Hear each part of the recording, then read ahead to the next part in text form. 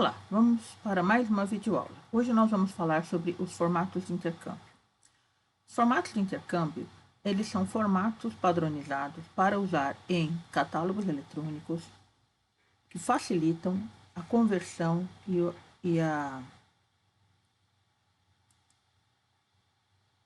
o compartilhamento de dados de catalogação. Os formatos de intercâmbio, então, podem ser definidos como uma representação padronizada do registro bibliográfico em meio legível por computador, de forma que sistemas diferentes possam ler e processar os vários elementos do registro sem necessidade de conversão de dados. Ou seja, a importação e exportação de registros, ela fica fácil, ela fica transparente, ela fica eficiente. Um formato de intercâmbio, ele vai ser composto por três partes básicas. Ele vai ter a parte que a gente chama de formato de entrada, que é o que nós vemos na tela do computador quando nós começamos quando nós estamos entrando com os dados catalográficos. Tá? Ele vai ter a parte do formato do armazenamento interno, que é um formato específico para que o computador consiga ler esse registro. E o formato de intercâmbio propriamente dito, que são as regras, os padrões que a gente deve seguir para preenchimento deste formato. Então, o formato de entrada, nós podemos dizer que é o formato que vai ser usado pelo catalogador na entrada de dados. Ele pode existir em papel, como uma folha ou uma planilha de entrada de dados. Tá? Sempre que existe muita coisa a ser inserida em um sistema e esse sistema ele não tem com quem fazer catalogação cooperativa, essa entrada de dados ela precisa ser feita manualmente. Para agilizar o processo, muitas vezes as pessoas fazem uma cópia da tela de entrada em formato papel para que outras pessoas preencham e um digitador possa inseri-los mais rapidamente. Por isso que ela pode existir em papel também. Em muitos sistemas, o formato de entrada existe apenas na tela do computador ou no terminal. Sua concepção é orientada para o conforto do catalogador. Então, é aqui que nós vemos todas as questões de usabilidade de software implementadas. Ou seja, o que você vê na tela do computador é uma máscara, é um formato que foi feito para a sua comodidade. Não significa que aquilo reflete exatamente a organização interna do sistema. Já o formato interno, ele é o formato de alocação e distribuição dos dados nas memórias de massa do computador. O que isso significa? Por exemplo, no campo de autor, eu coloquei o nome de um autor. Só que o campo é grande, sobrou espaço em branco. Tá? Esses espaços em branco, eles não podem ser armazenados no computador, porque senão o computador ele fica com o seu processamento prejudicado, ou seja, ele vai demorar muito mais para recuperar informações do que o necessário. Então, tudo que eu digito na tela de entrada vai ser alocado de uma maneira específica na memória do computador. Ou seja, acabou a informação de título, já começa a informação de edição, já começa a informação de localização. Logo em seguida, os espaços em branco são suprimidos. Então, isso é feito de uma forma que agilize o processamento do computador. Tá? Sua concepção, então, é orientada para economia e eficiência no uso de recursos de memória do computador. O formato de armazenamento interno é orientado para o computador. Se o bibliotecário ele tiver acesso, e a gente vai ter acesso a um formato, a um exemplo desse formato, quando nós formos estudar o formato MARC, você vai olhar aquilo e vai falar assim, o que é isso? Nós não vamos entender aquilo, o computador entende. Então, a parte do formato de intercâmbio que faz a padronização do armazenamento interno, vai facilitar o processamento da máquina. E aí nós temos o formato de intercâmbio propriamente dito, tá? Que é um formato gerado a partir do formato de armazenamento interno, com o fim de possibilitar a incorporação e a interpretação de dados catalográficos por diferentes sistemas entre si. Aí nós temos vários exemplos. Nós temos o formato MARC, que é o mais conhecido.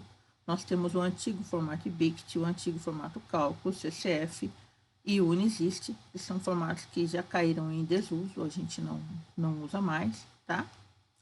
E E nós vamos ver outros formatos nessa aula também. Alguns ainda são utilizados, outros não. Sua concepção é orientada para a comunicação de registros bibliográficos entre computadores, permitindo, antes de catalogar um material do zero, usar um registro que alguém já fez. Então, é com esse formato de intercâmbio que eu vou conseguir concretizar a minha importação e exportação de dados entre unidades de informação.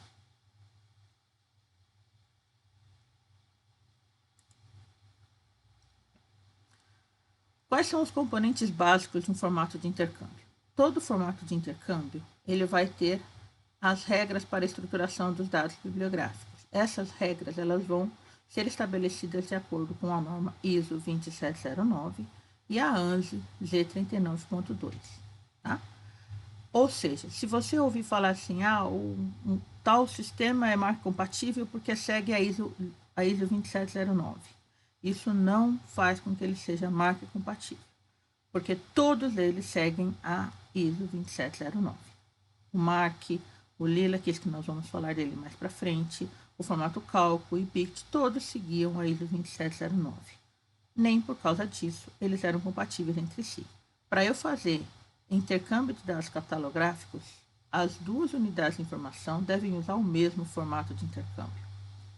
Códigos e regras para identificação dos diferentes elementos de dados, que aqui nós temos o manual do MARC, é um exemplo de código que tem as regras de identificação dos diferentes elementos do formato e regras para a formulação dos diferentes elementos de dados quanto ao seu conteúdo.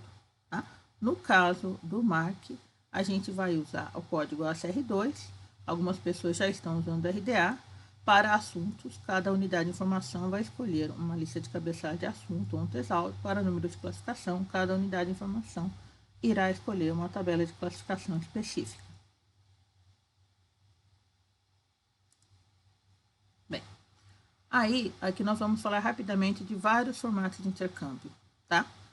O MARC foi o primeiro que surgiu, ele é da década de 60, tá? Foi desenvolvido em um projeto que chamava Projeto MARC, depois ele passou a se chamar Projeto MARC II, pela Library of Congress. Ele foi a base de todos os outros formatos. Como ele foi o primeiro, todos os outros formatos que surgiram se basearam nele. Fizeram mais ou menos, são construídos mais ou menos da mesma forma, mesmo assim não são compatíveis com o formato MARC. Como eu disse anteriormente, para você migrar um conjunto de dados, você e a unidade de informação com quem você faz essa cooperação tem que usar o mesmo formato de intercâmbio. É um formato, quer dizer, é um padrão para a entrada de informações bibliográficas em computador. Não é um programa de gerenciamento computacional dessa informação. Então, não existe um programa MARC. Existem programas que são MARC compatíveis, que foram desenvolvidos de acordo com as instruções do MARC. Tá? Então, o MARC em si não é um programa. Ajustou os recursos tecnológicos da época à catalogação tradicional e não a um processo de mecanização. A Library of Congress ela criou para o MARC uma estrutura de organização de dados em fitas magnéticas. Tais normas são um conjunto de regras externos ao formato de intercâmbio que orientam a distribuição dos dados no meio físico de armazenamento, como nós já falamos desse meio físico de armazenamento anteriormente. Converteu-se pouco depois em uma norma do American National Standard Institute, a ANSI, a norma ANSI Z39.2.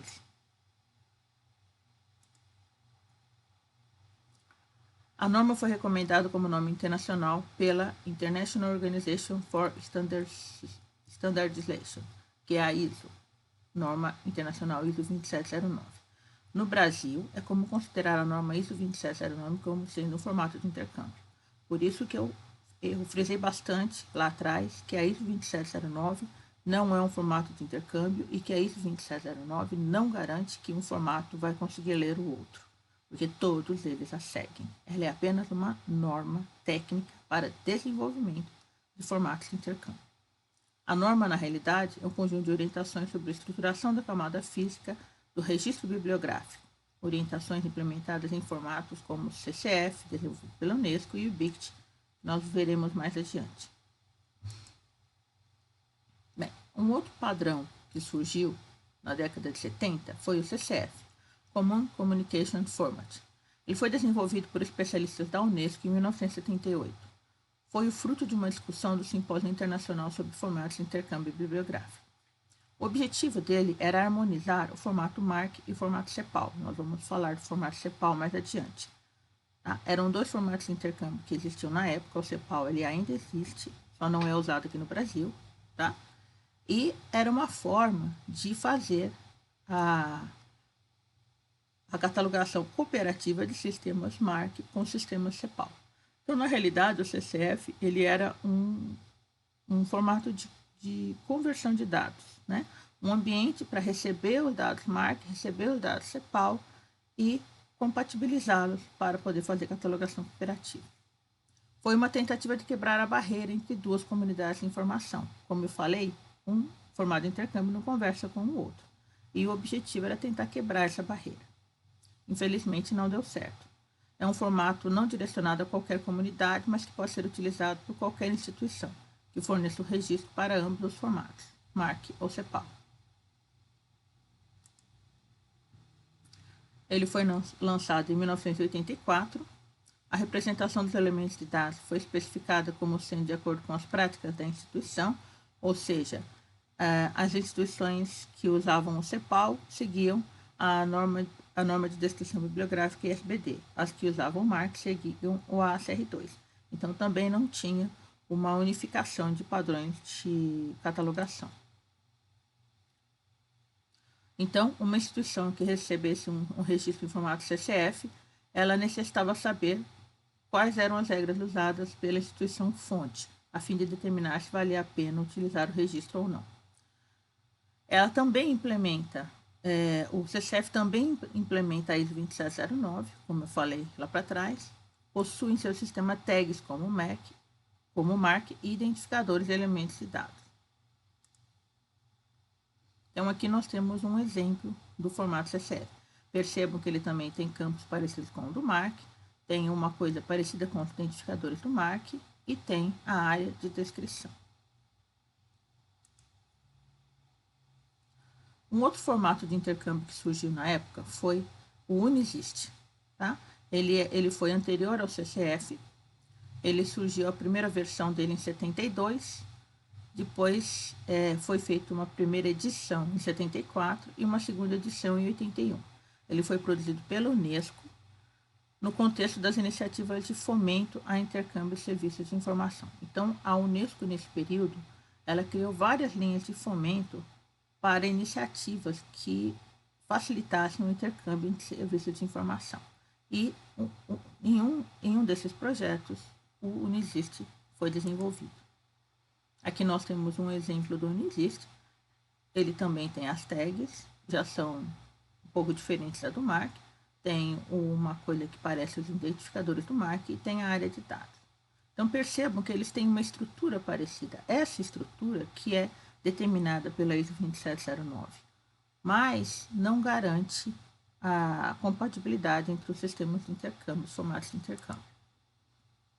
Aqui, que nós falamos rapidamente lá quando eu falei sobre o CCF, nós temos o sistema CEPAL. O sistema CEPAL, ele é da área de economia da América Latina e Caribe. É uma grande base de dados dessa área, que é usada em toda a América Latina.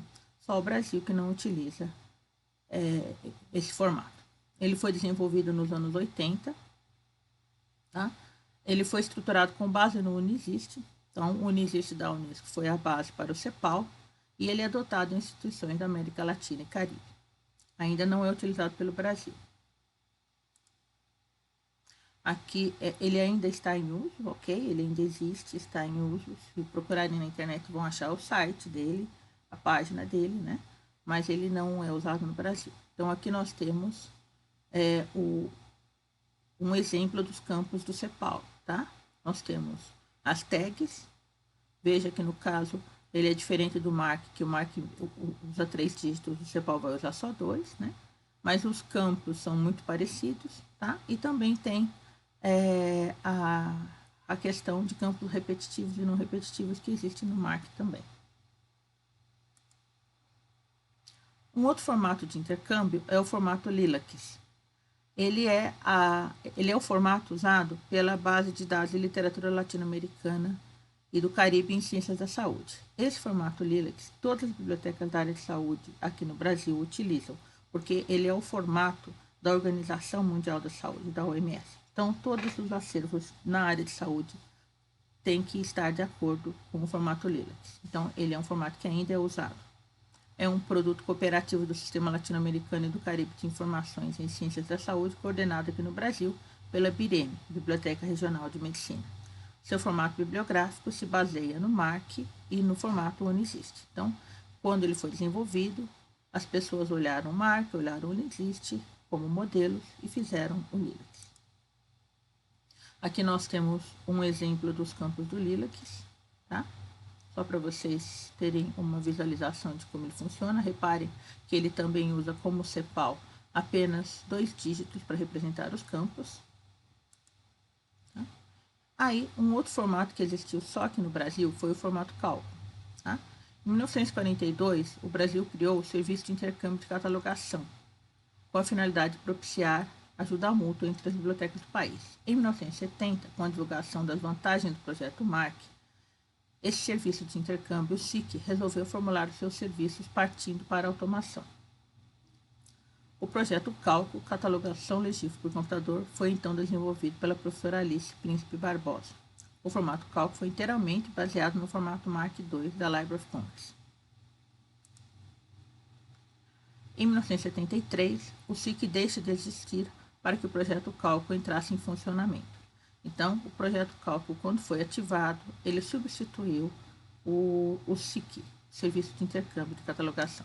O projeto Cálculo se responsabilizaria por elaborar um catálogo com a maior parte da produção bibliográfica recente, obter bibliografias especializadas, permutar informações dentro e fora do país, obter catálogos coletivos especializados, padronizar a catalogação e os cabeçalhos de assunto, acelerar a duplicação de fichas, economizar tempo e mão de obra para as bibliotecas. Em 1975, ficou decidido que o formato cálculo seria adotado a nível nacional. Em 77, a Fundação Getúlio Vargas, a FGV, começa a desenvolver o projeto Bibliodata Cálculo. De 1994 a 96, a rede Bibliodata Cálculo passou por um processo de mudanças, dentre elas o abandono do formato cálculo e a adoção do formato US-MARC, que é o MARC americano. Hoje, o MARC 21.